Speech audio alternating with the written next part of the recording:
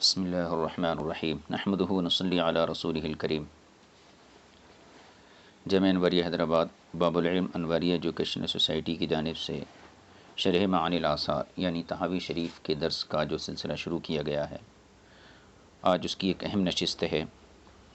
گزشتہ ہم نے احناف اور شوافع کا ایک اختلاف پڑھا تھا مائع کثیر مائع قلیل کی مقدار کے حوالے سے۔ کچھ باتیں میں گزشتہ سبق کی یہاں حاضر کر دیتا ہوں تاکہ یہ سبق پہلے سبق سے مربوط ہو جائے۔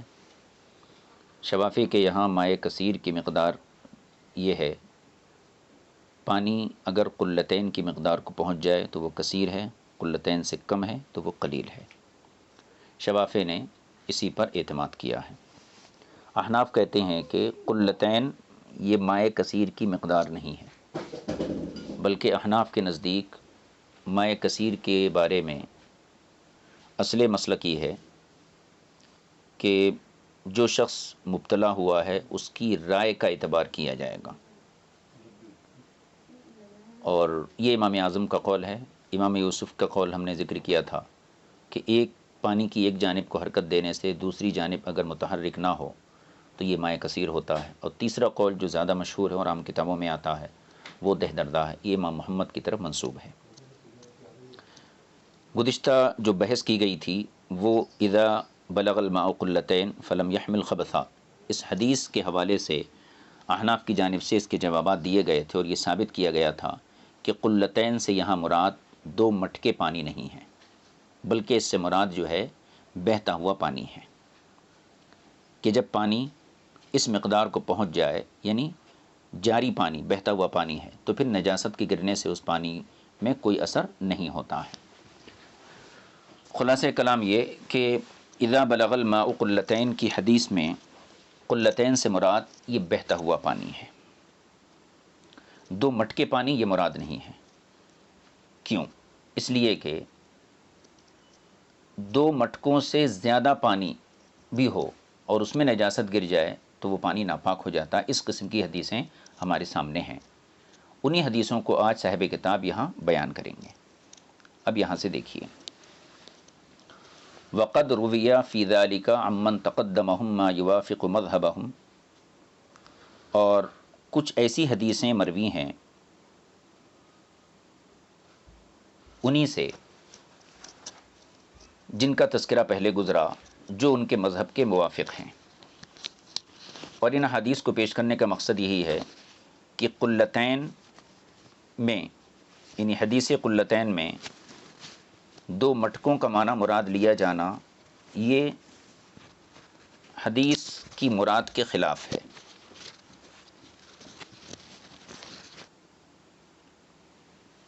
ان روایتوں پہ غور کیجئے، اس حدیث کو پیش نظر رکھیے، اذا بلغ الماء قلتین لم يحمل خبثا، جب پانی 2 مٹکوں تک پہنچ جائے تو وہ نجاست کو نہیں اٹھاتا یعنی ناپاک نہیں ہوتا۔ اگر اس کا وہی معنی لیا جائے جو شوافع نے متعین کیا ہے تو پھر اب ہم کچھ حدیثیں پیش کرتے ہیں، ان حدیثوں کا کیا مفہوم ہوگا۔ پہلے ان حدیثوں کو سند کے ساتھ پڑھ لیتے ہیں، اس کے بعد اس پر کلام کیا جائے گا۔ فما روی فی ذلک، تو جو حدیثیں سلسلے مروی ہیں ان میں سے ایک حدیث وہ ہے جس کو ہم سے بیان کیا صالح بن عبد الرحمن نے، قال حدثنا سعید بن منصور قال حدثنا حیشم قال حدثنا منصور عن عطاء ان حبشیا، حضرت عطا سے مروی ہے، ان حبشیا وقع فی زمزم فمات، ایک حبشی زمزم کے کنویں میں گر گیا اور مر گیا۔ فامر ابن الزبیر فنزح ماؤہا، حضرت عبداللہ بن زبیر نے حکم دیا تو اس آب زمزم کا جو کنواں ہے اس کنویں کا پورا پانی نکالا گیا۔ فجعل الماء لا ينقطع، تو ادھر پانی نکالا جاتا تھا اور ادھر پانی نیچے سے آتا رہتا تھا، تو پانی منقطع نہیں ہوتا تھا، رکتا نہیں تھا۔ فنظر، تو آپ نے دیکھا، فإذا عین تجری من قبل الحجر الاسود، آپ نے دیکھا کہ حجر اسود کی جہت میں اس کی طرف سے ایک چشمہ ہے جو بہہ رہا ہے اور وہ کنویں میں آ رہا ہے۔ فقال ابن الزبیر، تو عبداللہ ابن زبیر نے کہا، حسبکم، تمہارے لیے اتنا کافی ہے، یعنی آب زمزم کا آب زمزم کا جو کنواں ہے، زمزم کے کنویں کا پانی نکالا گیا اس لیے کہ اس میں ایک حبشی گر کے مر چکا تھا، لیکن دوسری جانب سے ایک چشمہ اس میں آ رہا تھا۔ تو جب آپ نے یہ اندازہ کر لیا کہ آدمی کے گرتے وقت اس کے اندر کتنا پانی تھا، آپ کو اندازہ ہو گیا کہ اتنا پانی ہم نکال چکے ہیں، تو آپ نے فرمایا حسبکم، اتنا نکال دینا تمہارے لیے کافی ہے۔ اب اس حدیث پہ غور کیجیے اور پہلی والی حدیث کو دیکھیے۔ وہ حدیث میں کیا فرمایا گیا؟ جب پانی 2 مٹکوں کے برابر پہنچ جائے تو نجس نہیں ہوتا ہے۔ آب زمزم کے کنویں میں جو پانی تھا وہ 2 مٹکوں سے کیا 100 مٹکوں سے بھی زیادہ تھا، لیکن آدمی کے گرنے سے وہ نجس ہوا، اور نجس ہوا اسی لیے حضرت عبداللہ بن زبیر نے اس کا پانی نکالا۔ تو سوال یہی ہے کہ اگر 2 مٹکے پانی نجس نہیں ہوتا ہے تو پھر آب زمزم کے کنویں میں تو 2 مٹکوں سے زیادہ پانی تھا، وہ کیسے نجس ہو گیا؟ اسے پتہ چلا کہ جب 2 مٹکوں سے زیادہ پانی نجاست کے گرنے سے نجس ہو سکتا ہے تو 2 مٹکے بھی نجس ہو سکتا ہے۔ دوسری روایت، وما قد حدثنا حسین بن نصر حدثنا الفریابی حدثنا سفیان اخبرنی جابر عن ابی الطفیل قال وقع غلام فی بئر زمزم۔ ابو الطفیل فرماتے ہیں کہ بئر زمزم میں، زمزم کے کنویں میں ایک بچہ گرا، ایک غلام گرا۔ غلام اصل عربی میں بچے کو بولتے ہیں۔ ایک بچہ گرا، فنزحت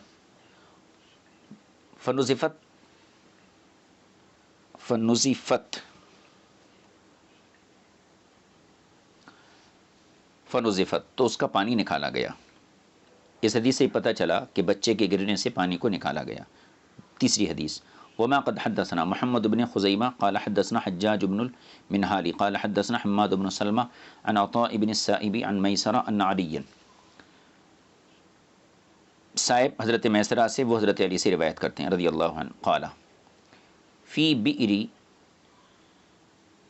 بئر وقعت، حضرت علی سے مروی ہے کہ آپ نے فرمایا ایسے کنویں کے بارے میں، وقعت فیہ فارتن، جس میں بلی گر جائے، فماتت، اور مر جائے، چوہا، یعنی ایسے کنویں کے بارے میں حضرت علی نے فرمایا جس میں چوہا گر کے مر جائے۔ کیا فرمایا؟ قالا ینزح ماؤہا، اس کا پانی نکالا جائے گا۔ یہ حدیث بھی ذہن میں رہے۔ اوپر کی حدیث تھی حبشی گرا، پانی نکالا گیا، کس میں؟ آب زمزم کے کنویں میں۔ دوسری حدیث تھی کہ آب زمزم کے کنویں میں ایک بچہ گرا تو پانی نکالا گیا۔ تیسری حدیث، یہ حضرت علی کا قول ہے کہ چوہا گر کے مر گیا تو کنویں کا پورا پانی نکالا جائے گا۔ ایک اور حدیث دیکھیں، وما قد حدثنا محمد بن حمید بن ہشام الرعینی قال حدثنا علی بن معبد قال حدثنا موسی بن اعین عن عطاء عن میسرہ وزادان عن علی، حضرت علی سے مروی ہے، اذا سقطت الفارۃ او الدابۃ فی البئر فانزحها حتى یغربک الماء۔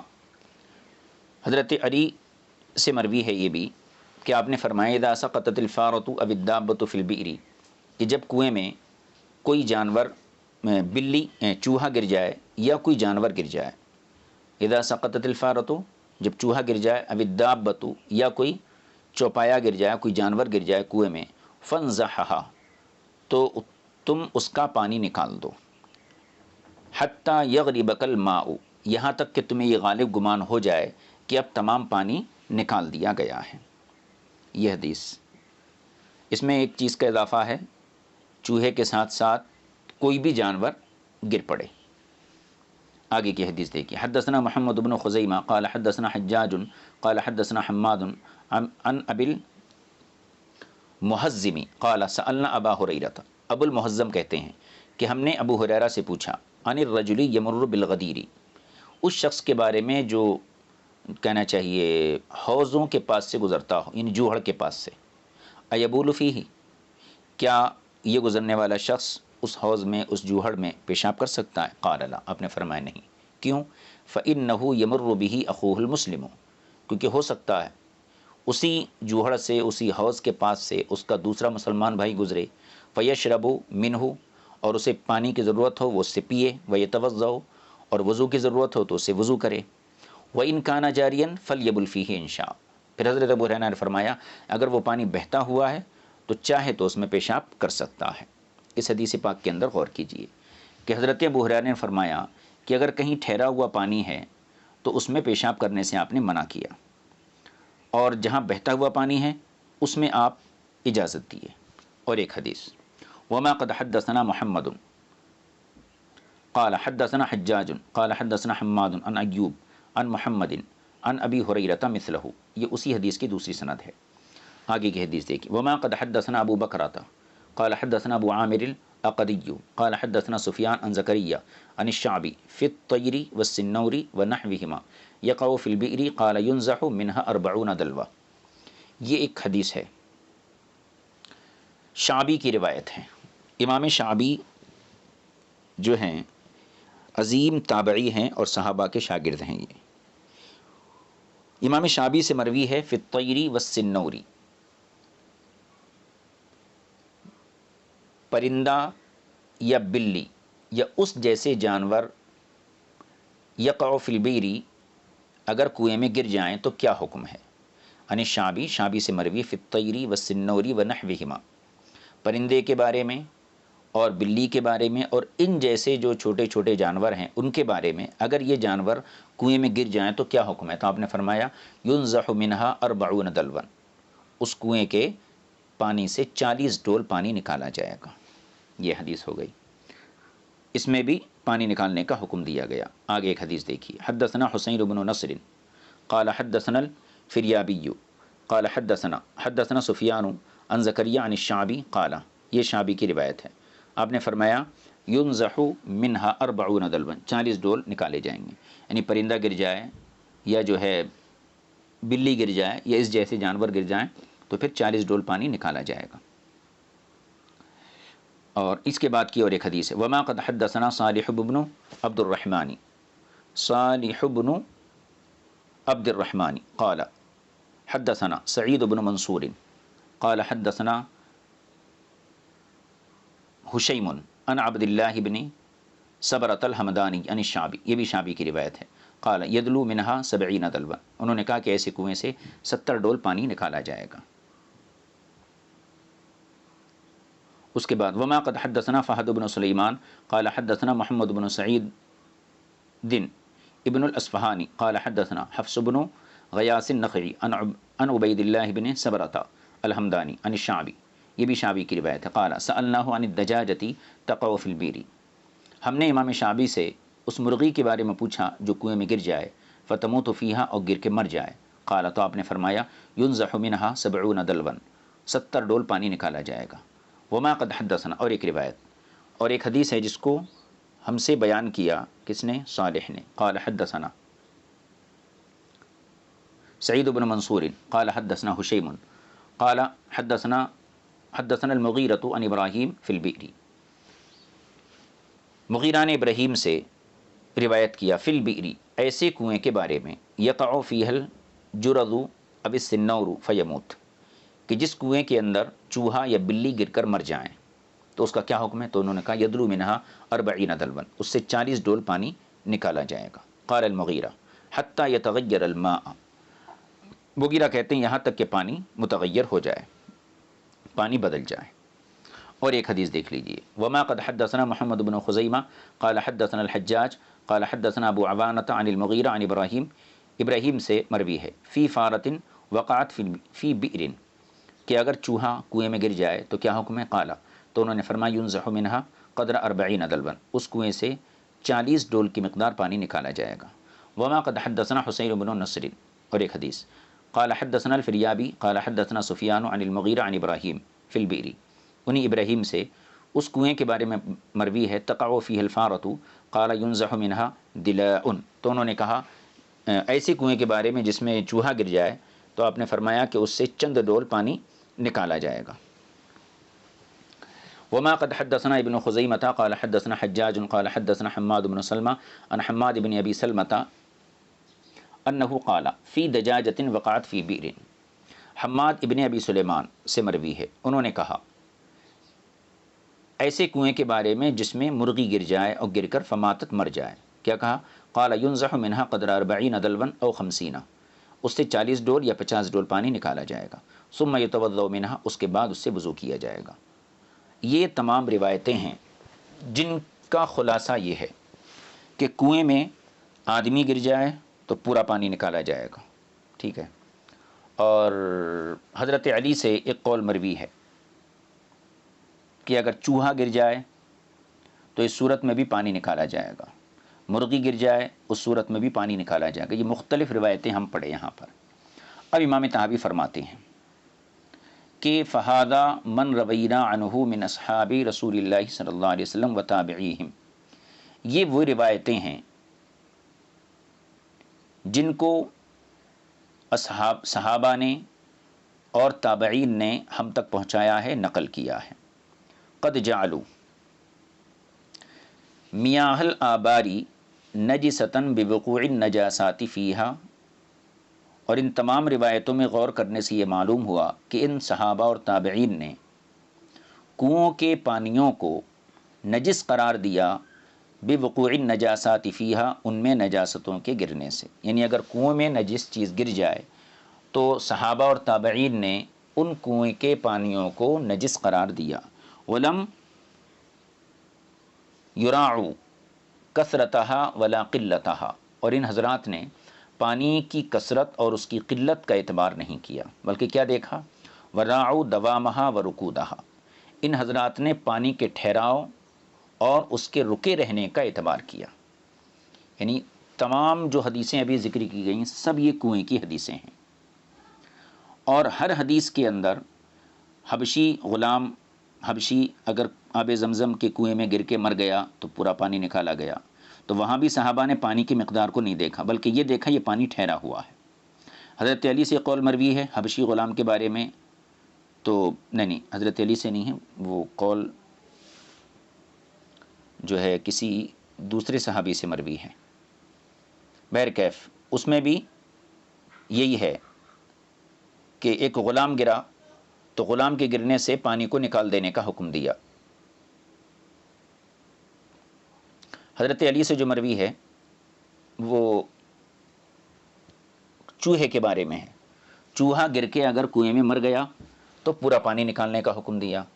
ابو الطفیل کی روایت تھی کہ بچہ پانی میں آب زمزم کے کنویں میں گرا تو اس کا پورا پانی نکالا گیا۔ اسی طریقے سے جو ہے ابو ہریرہ کی روایت تھی کہ جوہڑ میں پیشاب کرنے کے بارے میں پوچھا گیا تو آپ نے اسے منع کر دیا۔ اسی طریقے سے تابعین سے روایت آئیں، شعبی کی روایت تھی کہ پرندہ یا جو ہے بلی اس جیسے جانور اگر کنویں میں گر جائیں تو 40 ڈول نکالا جائے گا۔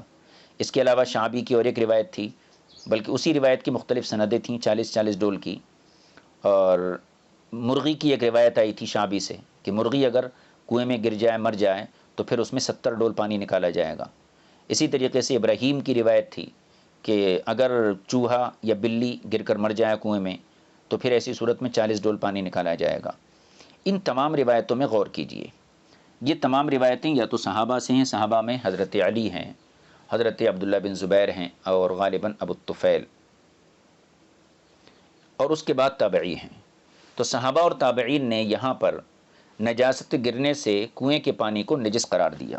انہوں نے یہاں پر پانی کی کثرت اور قلت کو نہیں دیکھا، بلکہ ان حضرات نے پانی کے ٹھہراؤ اور اس کے ایک جگہ رکے رہنے کا اعتبار کیا۔ وَفَرَّقُوا بَيْنَهَا وَبَيْنَ مَا يَجْرِي، اور صحابہ اور تابعین نے بہتے ہوئے پانی اور رکے ہوئے پانی کے درمیان فرق کو واضح کیا۔ فَإِلَى هَذِهِ الْآثَارِ مَعَ مَا تَقَدَّمَهَا مِمَّنْ رَوَيْنَا عَنْ رَسُولِ اللَّهِ صلی اللہ علیہ وسلم، تو ان حدیثوں کے ساتھ وہ حدیثیں جو ہم اس سے پہلے حضور سے روایت کر چکے ہیں صلی اللہ علیہ وسلم، ان تمام حدیثوں پر غور کرنے کے بعد ذهب اصحابنا فی النجاسات التي تقع فی الآبار، ہمارے اصحاب ہمارے فقہا اس طرف گئے ہیں کہ وہ نجاستیں جو کنویں میں گر جائیں ان نجاستوں کی وجہ سے کنواں نجس ہو جاتا ہے۔ ولم یجز لہم ان یخالفوها، اور ان کے لیے یہ اجازت نہیں ہے کہ وہ ان حدیثوں کی مخالفت کر سکیں۔ کیوں؟ لأنہ لم یروى عن احد خلافها، کیونکہ کسی سے اس کی مخالفت مروی نہیں ہے۔ اس کی مخالفت کنویں میں اگر بلی گر جائے، آدمی گر کے مر جائے، مرغی گر کے مر جائے، چوہا گر کے مر جائے، تو پانی نکالنے کے جو احکام بیان کیے گئے ہیں صحابہ اور تابعین سے، ان میں مخالفت کسی کی بھی نہیں ہے۔ یعنی جو مد مخالف ہیں وہ بھی یہی کہتے ہیں کہ ہاں یہ پانی نجس ہو گیا۔ تو ان تمام باتوں کا خلاصہ یہ ہوا، یہ جو حدیثیں یہاں ذکر کی گئیں اس میں غور کرنے سے امام طحاوی فرماتے ہیں یہ پتہ چلا کہ صحابہ اور تابعین نے جب کنویں میں نجاست گری تو یہ نہیں دیکھا کہ اس کنویں کے اندر پانی کی مقدار کیا تھی، قلتین تھی یا قلتین سے کم تھی، اس کی کثرت اور قلت کو ملحوظ خاطر نہیں رکھا، بلکہ اس کے ٹھہراؤ پہ نظر کری کہ چونکہ یہ پانی ٹھہرا ہوا ہے لہٰذا نجاست گرنے سے یہ پانی ناپاک ہو جائے گا۔ تو گویا صحابہ اور تابعین نے بہتے ہوئے پانی اور ٹھہرے ہوئے پانی کے فرق کو واضح کر دیا۔ تو یہ حدیثیں اور اس سے پہلے جو حدیثیں گزری ہیں ان تمام حدیثوں پر غور کرنے سے یہ پتہ چلتا ہے کہ پانی کے نجس ہونے کا تعلق اس کے ٹھہراؤ اور اس کے جریان سے ہے، یعنی پانی اگر بہتا ہوا ہے تو نجاست مؤثر نہیں ہوتی ہے، اور پانی اگر ٹھہرا ہوا ہے تو 2 مٹکے کیا، اگر 100 مٹکے میں پانی ہوگا جیسے کنویں کے اندر ہوتا ہے وہ بھی نجاست گرنے سے ناپاک ہو جائے گا۔ اب یہاں سے امام طحاوی ایک اعتراض نقل کر رہے ہیں، پھر اس کا جواب دیں گے۔ فَإِنْ قَالَ قَائِلٌ، اگر کوئی معترض اعتراض کرنے والا یہ اعتراض کرے، فَأَنْتُمْ قَدْ جَعَلْتُمْ مَاءَ الْبِئْرِ نَجِسًا بِوُقُوعِ النَّجَاسَةِ فِيهَا، کہ تم نے یعنی احناف نے کنویں کے پانی کو نجس قرار دیا، کیوں؟ بِوُقُوعِ النَّجَاسَةِ فِيهَا، کیونکہ اس میں نجاست گر گئی تھی، تو نجاست کے کنویں میں گر جانے سے آپ حضرات نے کنویں کے پانی کو نجس قرار دیا، ناپاک قرار دیا۔ فَكَانَ يَنبَغِي، تو یہ ضروری ہے، أَن لَا تَطْهُرْ تِلْكَ الْبِئْرُ أَبَدًا، کہ پانی کو آپ نے نجس قرار دیا تو یہ بھی ضروری ہے کہ وہ کنواں کبھی پاک نہ ہو پائے، کیوں؟ لِأَنَّ حِيطَانَهَا قَدْ تَشَرَّبَتْ ذَلِكَ الْمَاءَ النَّجِسَ، کیونکہ اس کنویں کی جو دیواریں ہیں وہ اس نجس اور ناپاک پانی پی چکی ہیں، یعنی ناپاک پانی اس کنویں کی دیواروں کے اندر سرایت کر چکا ہے، وَاسْتَكَنَّ فِيهَا، اور ان میں بیٹھ چکا ہے۔ فَكَانَ يَنبَغِي أَن تُتَمَّ، تو ضروری تو یہ ہے کہ ایسے کنویں کو پاٹ دیا جائے، بند کر دیا جائے، وہی ایک طریقہ ہے، ورنہ دیواریں اس کی ابھی بھی ناپاک ہیں۔ یہ اعتراض ہے۔ اعتراض کا خلاصہ اس کو ہم اور آسان کر کے پیش کرتے ہیں۔ اعتراض یہ ہے کہ نجاست کے گرنے سے آپ حضرات نے کنویں کا پانی ناپاک قرار دیا، تو مناسب تو یہ ہے کہ کنواں کبھی پاک نہ ہو، چاہے سارا پانی اس میں سے نکال دیا جائے۔ کیوں؟ اس لیے کہ کنویں کی دیوار میں نجس پانی سرایت کر چکا تھا اور جاگزیں ہو چکا ہے، تو کنواں کو پاک کرنے کے بجائے اس کو پاٹ دینا یہ زیادہ مناسب ہوگا۔ یہ اعتراض نقل کیا صاحب کتاب نے۔ اب اس کا جواب سنیے۔ قیل لہ، ایسے معترض کو جواب دیا جائے گا کیا؟ لم نر العاداتی جرت علی ھذا، یعنی لوگوں کی عادت ایسی جاری نہیں ہے کہ اگر کسی کنویں میں نجاست گر جائے اور اس کنویں کو پاٹ دیا جائے ہمیشہ کے لیے، عرف ایسا نہیں ہے۔ لم نر العاداتی جرت علی ھذا، ہم نے لوگوں کے عرف کو اس پر نہیں دیکھا۔ ایک بات تو پہلی چیز تو یہ کنواں پاٹ دینا یہ عرف کے خلاف ہے۔ دوسری بات، قد فعل عبداللہ بن الزبیر ما ذکرنا فی زمزمہ، حضرت عبداللہ بن زبیر نے جو آب زمزم کے کنویں کا پانی نکالا تو یہ عمل جو آپ نے کیا زمزم کے بارے میں، بحضرت اصحاب نبی صلی اللہ علیہ وسلم، یہ کام آپ نے صحابہ کے مجمع کے سامنے کیا، کہ اس میں اگر ایک حبشی گر کے مر گیا تو آپ نے جو اس کا پانی نکالنے کا حکم دیا یہ تنہائی میں نہیں دیا، بلکہ صحابہ کی ایک بڑی جماعت وہاں موجود تھی۔ فلم ينکروا ذلک علیہ، اور کسی صحابی نے، صحابہ اکرام میں سے کسی نے بھی حضرت عبداللہ بن زبیر کے اس عمل کا انکار نہیں کیا۔ ولا انکرہ من بعدہم، اور نہ صحابہ کے بعد تابعین میں سے کسی نے اس کا انکار کیا۔ ولا رأى احد منہم تمہا، اور نہ کسی صحابی نے اس کنویں کو پاٹ دینے کا مشورہ دیا، پاٹ دینے کا مشورہ دیا۔ تو یہ تمام چیزیں اس اعتراض کے جواب میں صاحب کتاب نے ذکر کی۔ سوال کیا تھا کہ آپ نے کہا کہ پانی نجس ہو گیا نجاست کے گرنے سے، لہذا پورا پانی نکال دیا گیا۔ ہم یہ کہتے ہیں کہ پانی نکال دینا کافی نہیں ہے، بلکہ اس کنویں کو پاٹ دینا ضروری ہے، کیونکہ وہ نجس پانی جو پہلے اس کے اندر آیا تھا وہ اس کی دیواروں میں سرایت کر چکا ہے، لہذا اس کنویں کے پاک ہونے کا کوئی طریقہ نہیں ہے، تو مناسب یہ ہے کہ اس کو پاٹ دیا جائے۔ تو اس کا جواب کیا دیا صاحب کتاب نے کہ کنویں میں نجاست اگر گر جائے تو عرف یہ نہیں ہے کہ اس کو پاٹ دیا جائے۔ دوسری بات، عبداللہ بن زبیر نے جو عمل کیا کنویں سے پانی نکالا، یہ تنہائی میں نہیں کیا بلکہ صحابہ کے مجمع میں کیا، اور کسی صحابی نے ان کے اس عمل پر انکار نہیں کیا۔ پھر تابعین آئے، انہوں نے بھی اس چیز کو باقی رکھا، اور کسی صحابی نے اس کنویں کو پاٹ دینے کا مشورہ بھی نہیں دیا۔ وقد امر رسول اللہ صلی اللہ علیہ وسلم فی الاناء الذی، اور حضور اکرم صلی اللہ علیہ وسلم نے حکم دیا ہے اس برتن کے بارے میں قد نجسا من وقوع الکلب فیہ، جو کتے کے منہ ڈالنے کی وجہ سے نجس ہو گیا ہو۔ کیا حکم دیا ہے؟ ان یغسل، کہ اس کو دھویا جائے۔ ولم یأمر بان یکسر، اس برتن کو توڑنے کا حکم نہیں دیا ہے۔ وقت تشرب من الماء النجس، حالانکہ اس برتن کے اندر بھی نجس پانی سرایت کر چکا ہے۔ یہ جواب ہے شوافی کی طرف سے اس اعتراض کا کہ کنویں کی دیواریں چونکہ نجس پانی پی چکی تھیں، لہذا اس کنویں کو پاک کرنے کا کوئی طریقہ نہیں، مناسب یہی تھا کہ اس کنویں کو ہمیشہ کے لیے بند کر دیا جاتا۔ تو اس کا جواب صاحب کتاب یہ دے رہے ہیں کہ اگر برتن میں کتا منہ ڈال دے تو حضور اکرم صلی اللہ علیہ وسلم نے یہ حکم دیا ہے کہ اس برتن کو دھویا جائے، یہ حکم نہیں دیا ہے کہ اس برتن کو توڑا جائے۔ ٹھیک ہے، حالانکہ حضور کے زمانے میں مٹی کے برتن استعمال ہوتے تھے، اگر کوئی برتن ناپاک ہوا تو مطلب یہ ہے کہ پانی کی نجاست جو ہے وہ برتن کے اندر بھی سرایت کر گئی، تو برتن نے بھی نجس پانی کو اپنے اندر لیا اور اس کو پیا، تو حضور نے برتن کو توڑنے کا حکم نہیں دیا ہے بلکہ برتن کو دھونے کا حکم دیا ہے۔ فَكَمَا لَمْ يُؤْمَرْ بِكَسْرِ ذَلِكَ لِنَا، تو جس طریقے سے اس برتن کو توڑنے کا حکم نہیں دیا گیا، فَكَذَلِكَ لَا يُؤْمَرْ بِتَمِّ تِلْكَ الْبِئْرِ، اسی طریقے سے اس کنویں کو بند کرنے کا حکم نہیں دیا جائے گا جس میں کوئی نجاست گر گئی ہے۔ یہ بات ختم ہو گئی۔ اب ایک دوسرا اعتراض، فَإِن قَالَ قَائِلٌ، اگر کوئی یہ اعتراض کرے فَإِنَّا قَدْ رَأَيْنَا الْإِنَاءَ يُغْسَلُ، کہ ہم نے یہ دیکھا ہے کہ برتن اگر ناپاک ہو جائے تو اسے دھویا جائے گا، فَلِمَا لَا كَانَتِ الْبِئْرُ كَذَلِكَ، تو کنویں کو اس طریقے سے کیسے نہیں دھویا جائے گا؟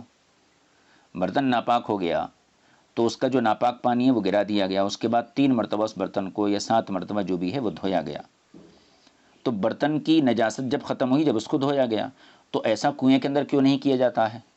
تو اس کا جواب یہ دیا، قیل لہ، اس معترض سے کہا جائے گا، ان البیرا لا یستطاع غسلها، کنویں کو برتن کی طرح دھونے کا کوئی راستہ نہیں ہے۔ برتن کو آپ پانی اس میں ڈال کے آپ الٹ دیجئے، نیچے کا حصہ اوپر کر دیجئے، اوپر کا نیچے کر دیجئے، لیکن کنویں میں تو یہ کیفیت نہیں کر سکتے آپ، کنویں کے تو پلٹ نہیں سکتے۔ کیوں؟ لأن ما یغسل به یرجع فیہا، کہ اگر اس کی دیواریں آپ دھوئیں گے تو جس پانی سے دھوئیں گے وہ پانی کنویں کے اندر ہی جائے گا۔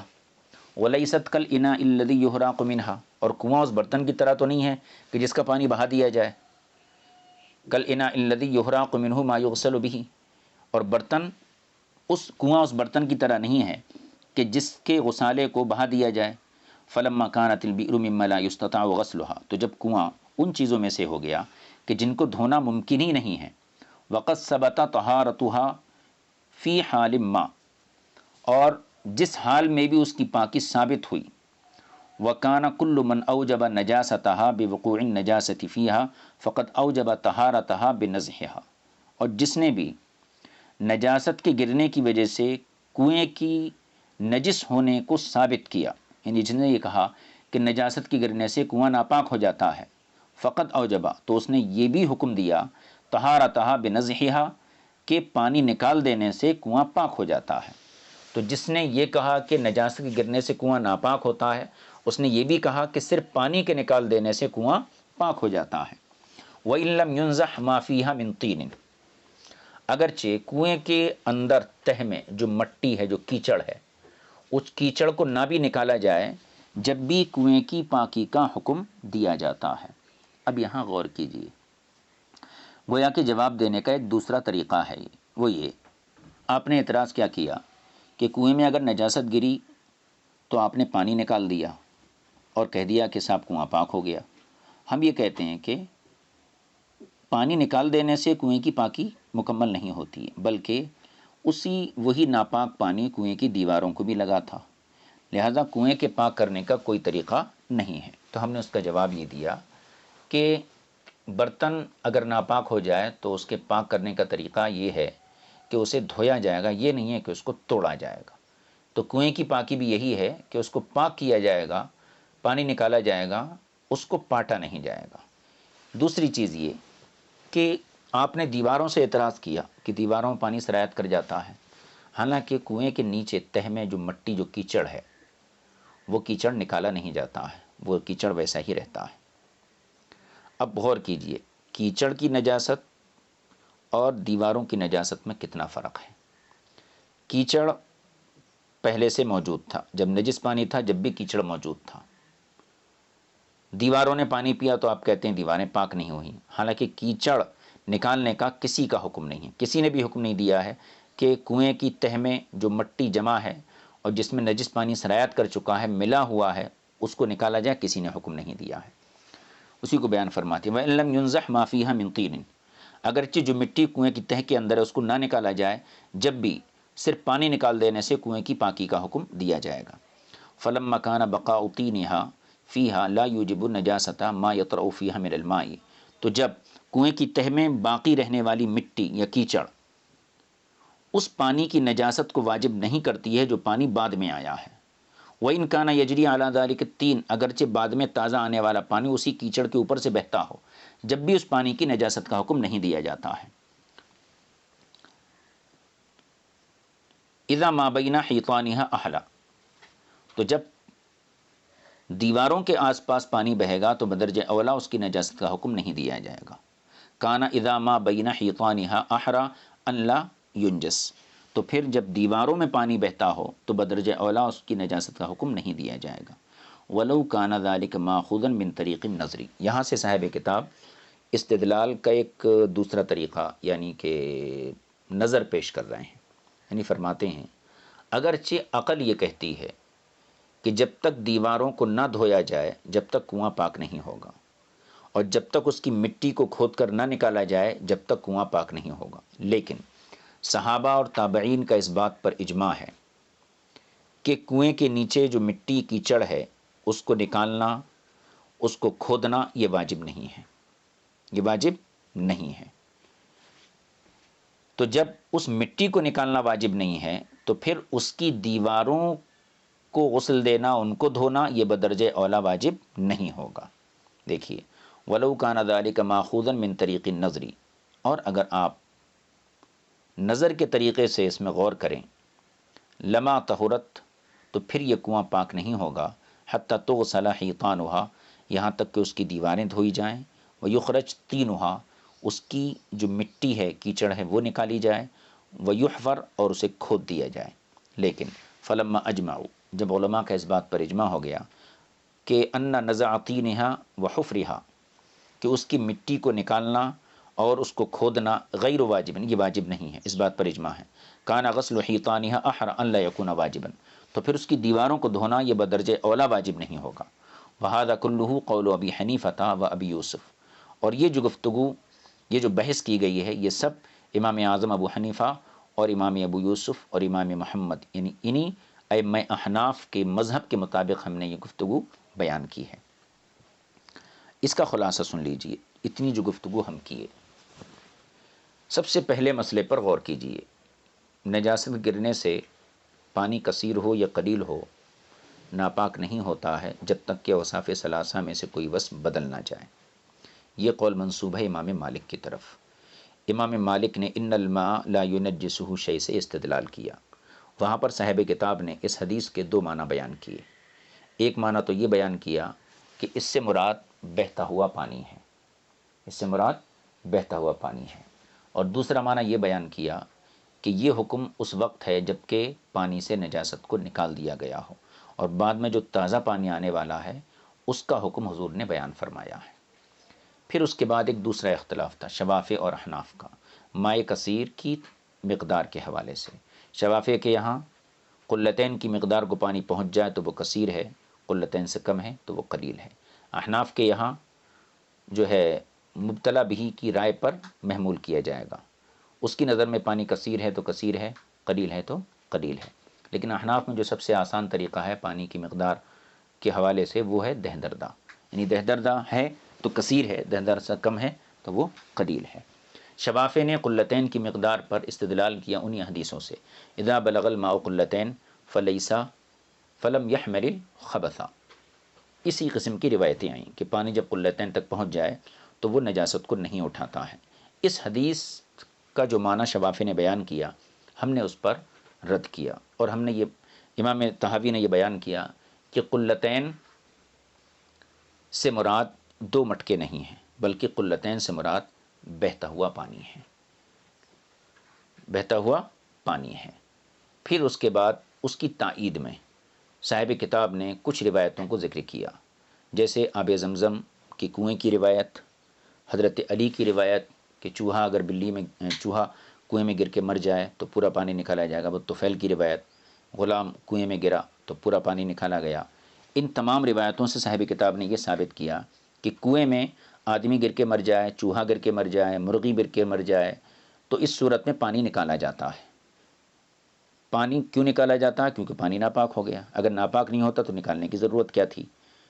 تو کنویں کا جو پانی ہوتا ہے وہ یقیناً 2 مٹکوں سے زیادہ ہوتا ہے، تو جب زیادہ پانی نجاست گرنے سے ناپاک ہو جاتا ہے تو قلتین ناپاک کیوں نہیں ہوں گا؟ اس سے پتہ چلا کہ قلتین کا جو معنی شوافع نے لیا ہے اس معنی کے لحاظ سے قلتین یہ مائع کثیر نہیں ہے، بلکہ اس کا طریقہ یہی ہے کہ قلتین سے مراد جو ہے مائع کثیر یعنی بہتا ہوا پانی مراد لیا جائے۔ پھر اس پر جو اعتراضات ہوئے، کنویں کی کچھ حدیثیں جو صاحب کتاب نے ذکر کیں اس پر شوافی کی طرف سے کچھ سوالات کیے گئے۔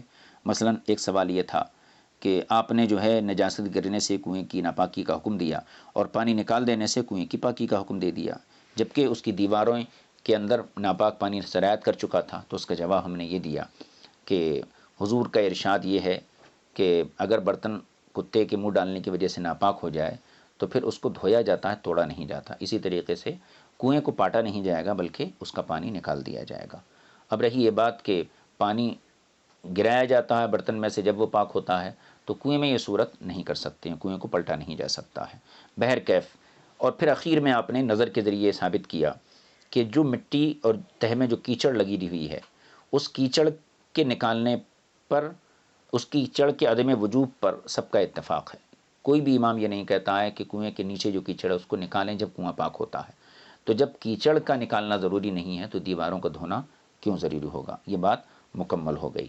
تو خلاصہ کلام یہی کہ احناف کے یہاں مائع کثیر کی جو مقدار ہے وہ یہ ہے کہ دہ دردہ ہو پانی تو پھر مائع کثیر ہے، دہ دردہ سے کم ہو تو پھر وہ مائع قلیل ہے۔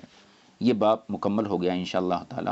آئندہ جو باب ہے باب سور الحری، بلی کے جوٹھے کے کیا احکام ہیں اور ان میں کیا اختلافات ہیں، ان تمام چیزوں کو آئندہ باب کے اندر صاحب کتاب بیان فرمائیں گے۔ وصلی اللہ علی النبی الکریم و آلہ و صحبہ اجمعین والحمد للہ رب العالمین۔ السلام علیکم ورحمۃ اللہ۔